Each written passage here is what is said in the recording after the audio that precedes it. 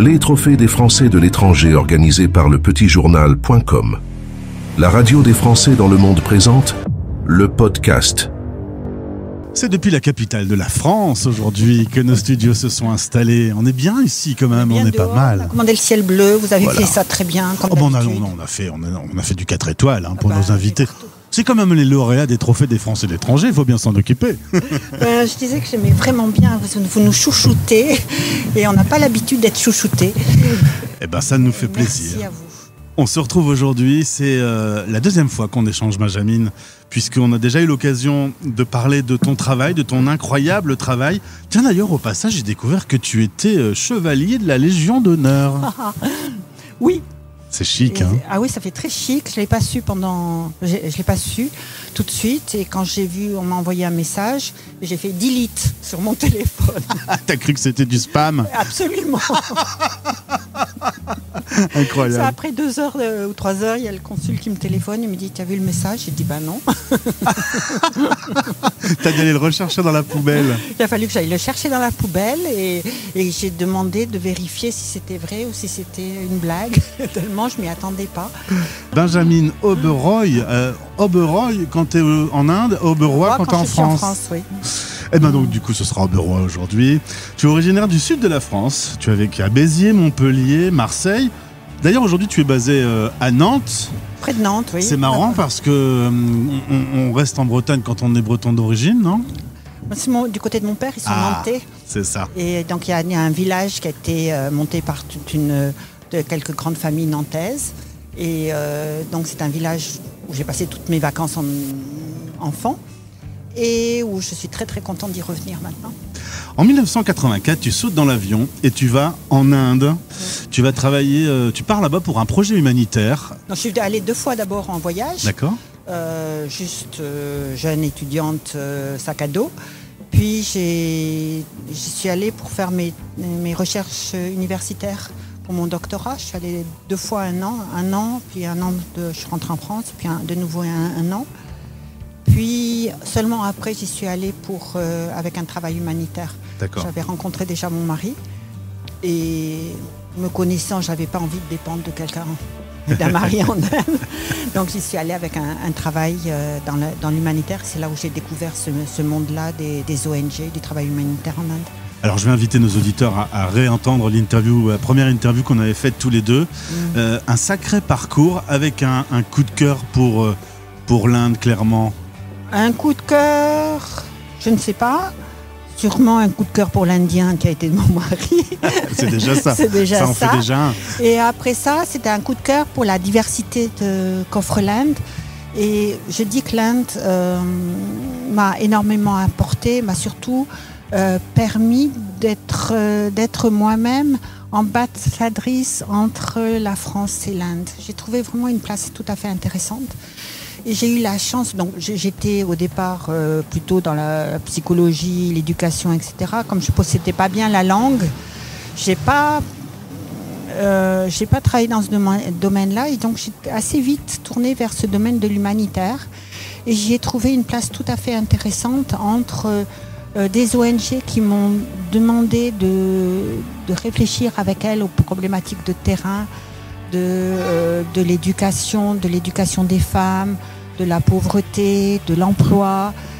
Et des ONG m'ont vraiment demandé de réfléchir avec eux aux solutions des problématiques de terrain. Et ça, j'ai vraiment beaucoup aimé faire ce travail-là. Puis après, j'ai rencontré des donateurs qui nous ont financé les projets. Donc, et qui eux aussi nous ont dit: on te fait confiance parce que tu connais la réalité du terrain, tu connais les coûts, tu sais impliquer les populations locales, tu sais travailler avec les ONG locales. Donc j'ai trouvé cette place d'intermédiaire entre des ONG locales que j'encourageais à faire plus, à répliquer leur modèle qui fonctionnait bien, et des fondations internationales. En tout cas, tu es très discrète sur ce parcours. Pourtant, tu as aidé des milliers de personnes dans ce travail sur le terrain. Tu as œuvré pour le bien-être des communautés les plus précarisées. Quand tu regardes un petit peu dans le rétroviseur, tu prends la dimension de toute cette aide et de tous ces changements de vie que tu as apportés dans ton quotidien? Je m'en rends compte à la fin de l'année, à chaque fois que je fais le bilan annuel, et je fais un flashback sur toutes les actions de l'année. Mais je l'ai fait tellement de manière spontanée et pas du tout dans un esprit de me dédier aux pauvres. C'était pas ça. C'était essayer de trouver des solutions tout à fait concrètes à une problématique qui était, effectivement, la pauvreté, et d'être toujours dans une démarche extrêmement positive et de trouver des solutions. Parce que, et ça, c'est quelque chose qui est très très fort en moi, de me dire que la pauvreté, c'est pas du tout pour toujours. Donc ça, c'est pour moi, cette rencontre avec les ONG, cette rencontre avec les populations locales qui étaient tout à fait partantes et partie prenante, c'était très très important. Et les personnes que j'ai rencontrées dans les ONG, c'est elles qui m'ont fait faire ce que je faisais. Et d'un autre côté, de trouver des donateurs exceptionnels, des fondations qui nous ont soutenus, qui nous ont fait confiance sur des années, qui ont permis de développer les projets. Sans quelqu'un, une donation de 1 an pour faire un bâtiment, c'est bien, mais ça ne suffit pas. Il nous faut des donateurs qui nous accompagnent sur 3 ans, sur 10 ans, sur la longueur. Et c'est là où on fait un véritable travail de fond, où on permet aux populations de s'émanciper complètement. En 98, tu es la fondatrice et aujourd'hui la coprésidente de Objectif France Inde, et tu vas donc mettre en place des actions concrètes, notamment pour les femmes, plus spécifiquement pour les femmes.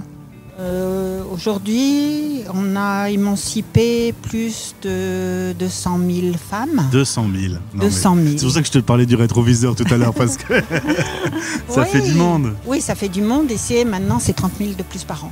C'est énorme. Et tout ça pour un coût qui est autour de 2 à 3 euros par femme par an. C'est-à-dire qu'une seule social worker peut aider à émanciper 300 à 400 femmes par an. Comment tu fais pour concrètement dire je vais les sortir de la pauvreté, je vais les mettre au travail dans une action, dans une démarche qui va faire qu'elles vont s'en sortir? On s'appuie sur un concept de groupe d'entraide. En Inde, ça s'appelle des self-help groups. Donc c'est des groupes d'une dizaine de personnes qui se cooptent pour travailler ensemble pour cheminer ensemble vers une indépendance économique et personnelle. C'est-à-dire qu'on s'appuie sur trois piliers. Un, c'est le développement personnel, l'hygiène, la santé au niveau de leur famille. L'un, c'est l'implication au niveau du village. Ils font partie des Parent Teachers Association, ils font partie des comités du village. Et le troisième point, c'est l'indépendance économique. En Inde, on a la chance de pouvoir avoir des microcrédits proposés par le gouvernement à des prix, à des taux très bas. Donc ça, c'est le troisième point, c'est de les accompagner vers une indépendance financière et une microactivité. Donc ce qui est très très important, c'est qu'elles comprennent qu'elles peuvent épargner d'abord entre elles, se prêter entre elles, puis elles ouvrent toutes des comptes en banque. Et le jour où elles ouvrent un compte en banque, elles existent. Elles existent au niveau de la société. Il y en a qui n'étaient jamais parties de chez elles. Il y a des femmes tribales avec lesquelles on travaillait. Sous leur sari, elles n'avaient pas de blouse. Donc elles n'allaient pas ailleurs que dans leur village. Donc l'indépendance pour elles, c'est de pouvoir mettre une blouse et d'aller à la banque. Donc elles ont toutes ouvert des comptes en banque. Et dans les 6 mois de la création de leur groupe, elles ont un premier microcrédit donné par le gouvernement pour développer une petite activité économique, soit de manière individuelle, des vaches ou des chèvres, ou faire des chips, ou des activités de groupe, comme faire des nattes, ou faire des briques, ou faire des poissons séchés, ou faire des sacs, ou faire... il y a X activités. Donc l'activité si elles remboursent bien leur premier prêt, elles pourront avoir le double ou le triple en prêt. Et elles sortent de... Et la troisième année, elles ont encore plus. Donc là, ça dure 3 ans, parce qu'au bout de la troisième année, leur prêt est d'autant plus important et leur activité est plus importante.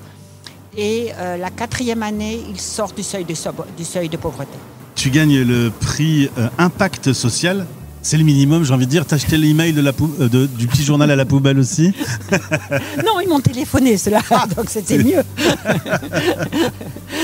Donc ça, c'était une grande surprise. J'étais sur le terrain à ce moment-là, j'en revenais pas.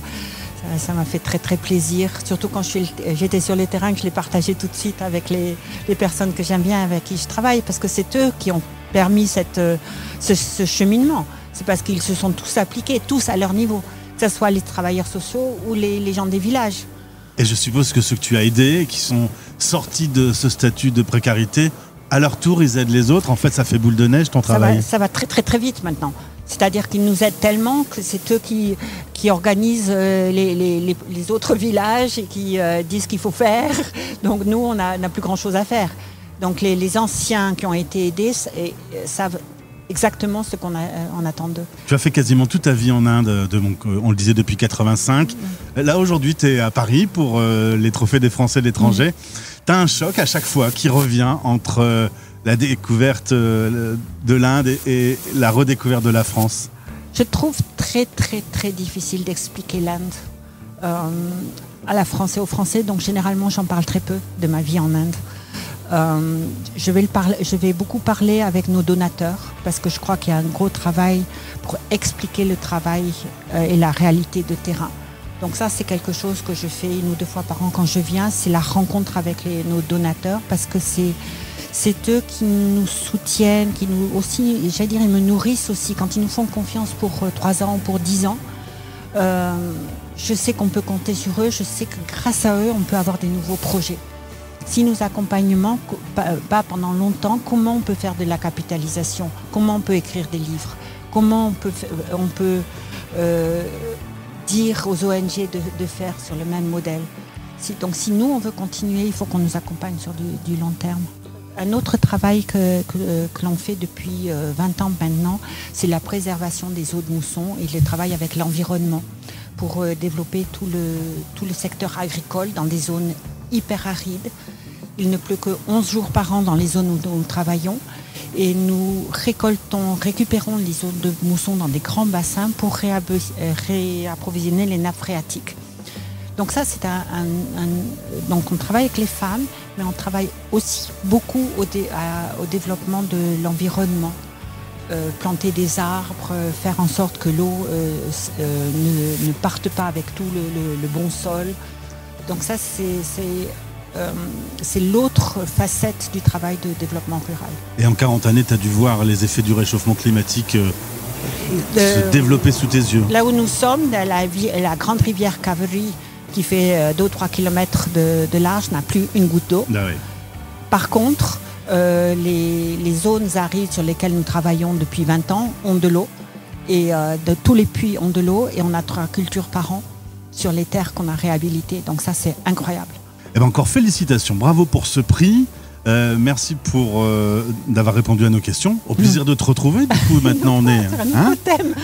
Avec plaisir. Merci 1000 fois. Retrouvez ce podcast sur lepetitjournal.com ou en écoutant la radio des Français dans le monde. Françaisdanslemonde.fr